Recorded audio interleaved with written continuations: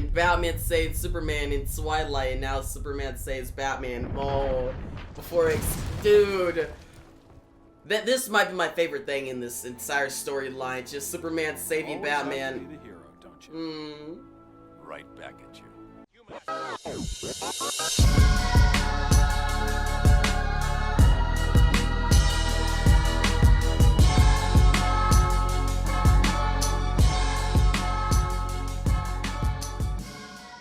It's time for the final showdown to the Justice League and the Thanagarians. Guys, we have arrived at the series finale of Justice League the Animated Series. This is Season 2, Episode 26, titled Star-Crossed Part 3. After this, I'll be heading into Justice League Unlimited. I am super excited, but before we get to that, I'm ready to just see how the Star-Crossed storyline finishes off. Like, will the Justice League win?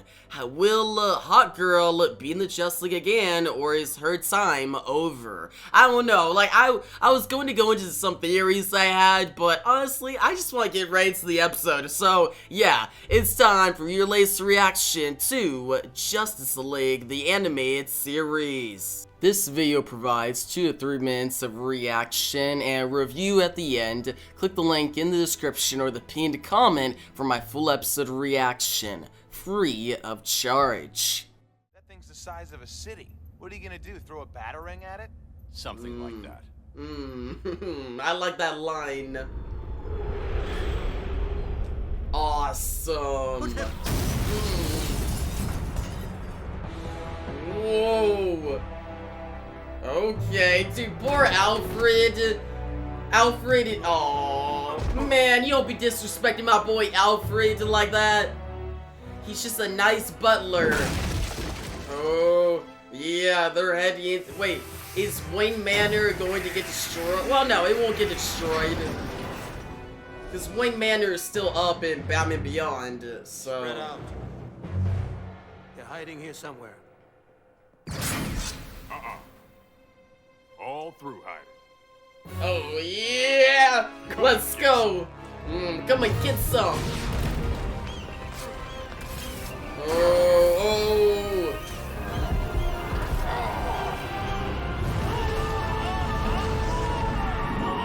Whoa! Dang, dude, that was intense. I have what we need. It's just the idea, like, the birds coming in. I know, like, the symbolism there. It's really cool. Damn. I've asked Master Bruce to refrain from leaving trash in the yard. Man, Alfred just dissed that Thanagarian, called him trash. Which he is. He's trying to destroy the entire world. Oh. Why, Shayura? Why would you do this? Hey! Wait, what? I can't risk having the watchtower burn up on re-entry. Oh. I'll have to guide it in manually. Oh. Gentlemen, it's been an honor. Oh.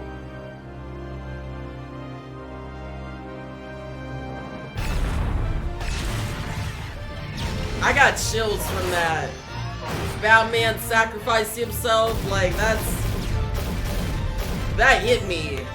Batman's my favorite hero, man. Ooh.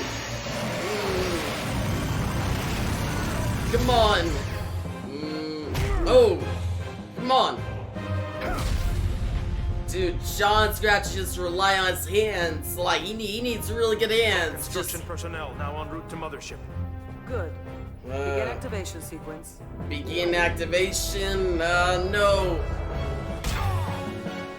Come on, John.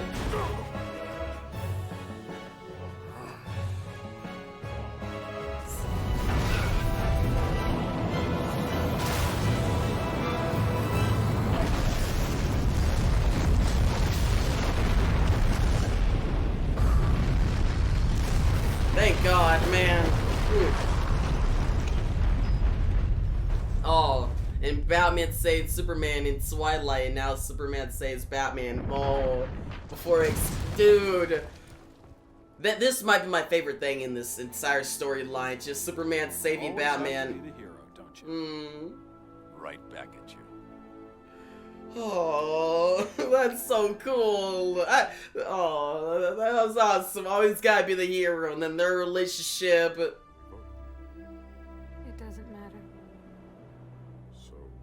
Where are you gonna go? I don't know. Someplace where the fate of the world isn't in my hands. Someplace where there are no more secrets, no more lies. Was it all a lie? No, dude, the music, I got chills. Scoot, I man. never lied about that. Come on. Oh, and she's going to fly out into the sunset. Wow. I love you too. Aww. John. What a powerful image. What? That's it?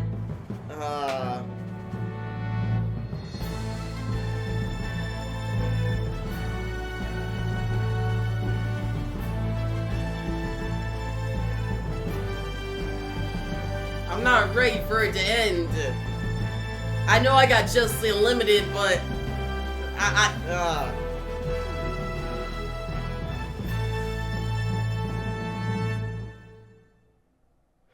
End credit? Oh, alright. Man, that was one powerful finale. Might be one of the best finales I've seen for a show ever. It was so good, guys. I got so much to talk about. But yeah, guys, getting into the review portion of this video, I just want to say that this finale, this Season 2 finale of Justice League is amazing. It is so well done. There's a lot of action, a lot of epic moments, even emotional moments. Now I want to talk about my favorite moment first, alright? So in this episode, we see Bruce, Batman. He talks about crashing the Watchtower into Earth and destroying what the Thanagarians had that would destroy Earth. He would save the day, right? And you see him send off Wally West the Flash and Martian Manhunter, and he's like, gentlemen, it's been an honor. And that moment alone is really strong. But then later in the episode, we see him about to crash. He is sweating, he falls, like he faints. And I'm like, no, like I was getting kind of like worried. I'm like, is Batman going to die? Because Batman is my favorite superhero, man. Like, he's such a cool character. And then when Superman came in, the world's finest together, Superman takes a chair, saves Batman. And it reminded me of in Twilight where Batman showed up and saved Superman before the big explosion. Now in that one, Superman wanted to keep fighting. He wanted to keep going, defeat Darkseid. Here, Batman wanted to keep going. He wanted to sacrifice himself for the world. But in both instances, the other side of the world's finest duo saved each other. Like, we got Batman saving Superman, Superman saving Batman, and that just one, I think it's just a quick interaction where Batman looks up and Superman's like, you always gotta be the hero, right? And Batman smiles. I love that. Like, it's such a good moment, and it's one of my favorite moments in anything DC, honestly. It's so good. And why I love DC Comics is the DC Comics storylines always find a good balance, the good ones I mean, find a good balance between dystopian and optimistic ideas. Like, dystopian is where there's injustice and it's just basically like apocalyptic, right? Like, just the worst you could think of, darkness. But then optimism is the other side of it. There's a balance. And I don't like when people say that DC is just dark. That's why it's good. That's why we get it. That's why it's appealing. Nah, like, DC isn't just dark. Yes, there's darkness, there's a lot of deep moments, like, there's a lot of storylines that are really dark, but the best DC Comics storylines are the ones that, okay, it has that dystopian feeling to it, right? Like, kind of darkness, it's deep, it really hits you, but there's also optimism that countermeasures it. Like, the optimism wins in the end. In the Star-Crossed storyline, you got, like, Wally, who's very optimistic. And in this moment between Batman and Superman, where Batman is about to die, he sacrificed himself. It's very heroic. But it's also, like, alright, he's done. That's it. And you're thinking, like, okay, they could actually kill Batman. This could be a very deep moment. And they could have went there. They could have easily killed Batman right there. It would have hit.